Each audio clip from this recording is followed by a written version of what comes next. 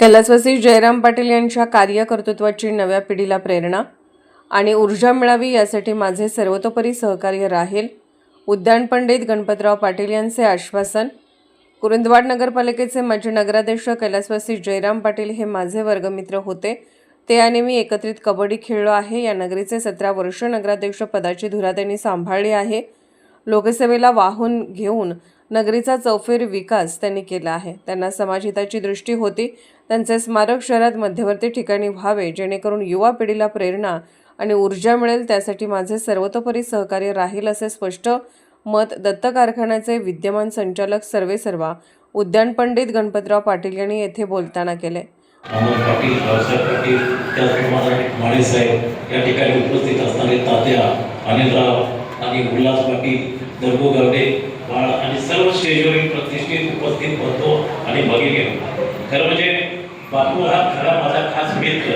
बालीपासून दोघं आम्ही एकमेक कबड्डी खेळत होतो एका ग्राउंडवर.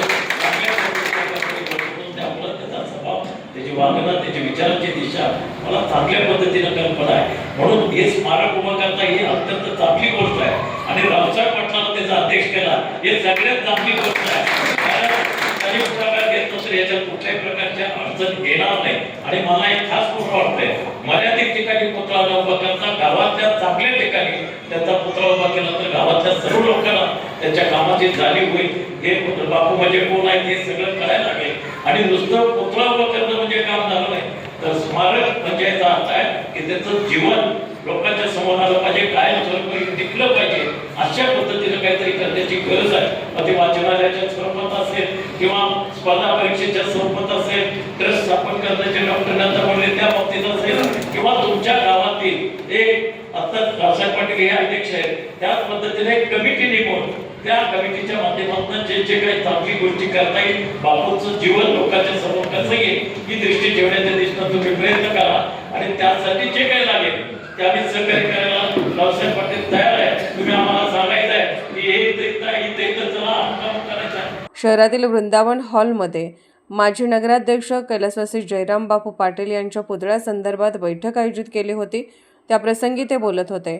आमदार अशोकराव माने म्हणाले, नगराध्यक्ष कैलासवासी जयराम पाटील यांचे स्मारकाच्या रूपाने जनसेवेचे अखंड काम सुरू असावे. यासाठी गोरगरीब, दीनदलित, वंचित समाजासाठी त्यांना दिलासा देण्यासाठी सामाजिक उपक्रम राबवून त्यांचे स्मारक उभा करावे. यासाठी शासनाने माझ्या पातळीवर सर्वतोपरी सहकार्य या स्मारकासाठी राहील अशी ग्वाही दिली. माजी नगराध्यक्ष रावसाहेब पाटील म्हणाले, माझे आणि जयराम पाटील यांचे राजकारण वेगळे जरी असले तरी सामाजिक कार्यात आम्ही एकत्र होतो. सच्चा आणि चांगला मित्र होतो. कैलासवासी जयराम पाटील यांच्या 17 वर्षाच्या कारकिर्दीमध्ये नागरिकांची अनेक विकास कामे त्यांनी केली आहेत. त्यांच्या स्मारकासाठी ही बैठक आयोजित केली असताना त्या काळातील कामगार, माजी नगरसेवक, माजी नगराध्यक्ष यांची उपस्थिती येथे दिसत नाही अशी खंत व्यक्त करून ते पुढे म्हणाले, बापूंचे सुपुत्र विजय पाटील हे धुरा सांभाळत आहेत. त्यांनी आपल्या स्वभावात बदल करावा, नीट व्यवस्थित वागावे, बापूंच्या नावाला बदनाम करू नये असा सल्लाही स्पष्टपणे विजय पाटील यांना देत ते म्हणाले, बापूंचा पुतळा SK पाटील विद्यालयाच्या आवारात उभा करावा अशी सूचनाही त्यांनी मांडली. दत्तचे संचालक अनिलकुमार यादव, माजी नगराध्यक्ष अमरसिंह पाटील, माजी आमदार उल्हास पाटील, भाजपाचे जिल्हा अध्यक्ष राजवर्धन नाईक निंबाळकर, प्राध्यापक सुनील चव्हाण, माजी नगराध्यक्ष दादासाहेब पाटील, सुनील कुरुंदवाडे, राजू आवळे, माहेश्वरी आवळे, राजगोंडा पाटील, बाळासाहेब दिवटे, डॉक्टर रमेश पाटील, डॉक्टर अमित सुतार, अप्पा बंडगर, डॉक्टर SK माने यांनी आपले मनोगत मांडून बापूंच्या कार्याला उजाळा दिला. शिवाजी पुतळा नजीक इगल चौक, सन्मित्र चौक, SK पाटील आवारात कैलासवासी बापूंचा पुतळा उभारावा अशा सूचना यावेळी करण्यात आल्या. दरम्यान या पुतळ्यासाठी बाळासाहेब दिवटे यांनी 2 लाखाची मदत जाहीर केली. चंद्रकांत पवार यांनी 51,000 तर तेजस कोळेकर यांनी 25,000 रुपयांची मदत जाहीर केली.